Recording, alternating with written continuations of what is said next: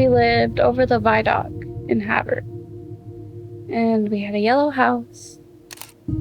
At the time, I must have been like 2 or 3, but I could remember my mom chasing me on her hands and knees and, coming at me like a dog or something. I don't know. She was just chasing me.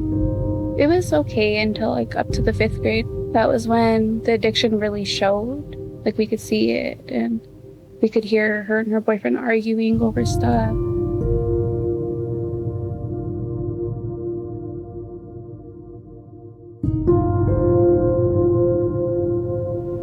I have too many things that are turtles. This one's Opal. This is Harry. As part of my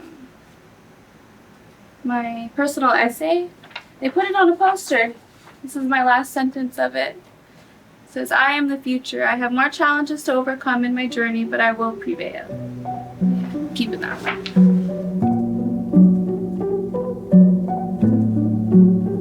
Honestly, my childhood in Havre wasn't normal. Like, my mom was a drug addict for a while. She's finally clean now. My mom just kind of kept us hidden from the world. We had to have our curtains closed at all times. We had to stay inside. We weren't allowed outside. My mom had different boyfriends, some good, some bad, and they would run off. And one time they ran off like a week. I'm just a 3rd grader, and then my sister's only a 6th grader at the time, so it's kind of confusing for us both. And then my father, he was never really around. And I see him around sometimes, but he's like sickly, he's kind of dying from like drinking and drugging. So he's my father, but not my dad. I'm just so used to not having parents or a mother figure. So kind of just on my own.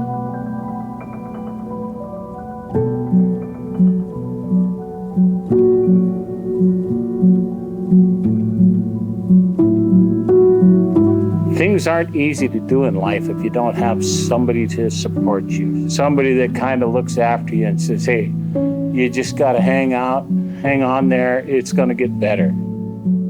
I moved out of my guardian's guardianship when I was 16.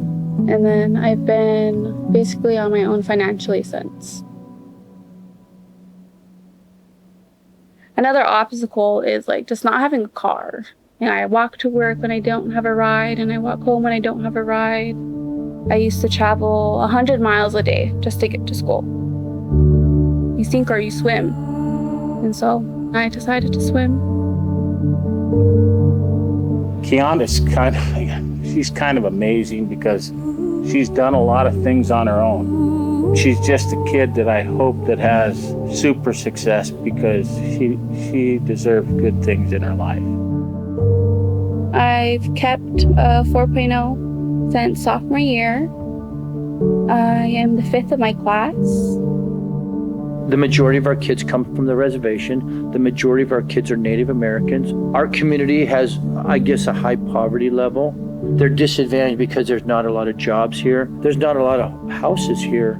Kiahna is an interesting student because she's considered homeless in the eyes of the school, which always amazes me because over the years I've worked with a lot of kids who were very independent and on their own or homeless, and they're just kind of getting through life. Where Kiahna works, she still participates in athletics. She has a very good grades. She's going to do great things, and I feel that in my heart she will, because she's really driven. I want to either go into business or psychology in college. Just made me think of being able to help others like that. And especially on the reservation, because there's so many kids here and they come from like addicts, drunks, and they kind of just get the mentality that they're never going to leave the reservation. We have good people here, we do. Good elders, wise elders. Everyone says I don't want to come back to the res, and I don't. But like at the same time, this is my home, my tribe's home. My family's family lived here, grew up here. So yeah, be able to come back and help would be very nice.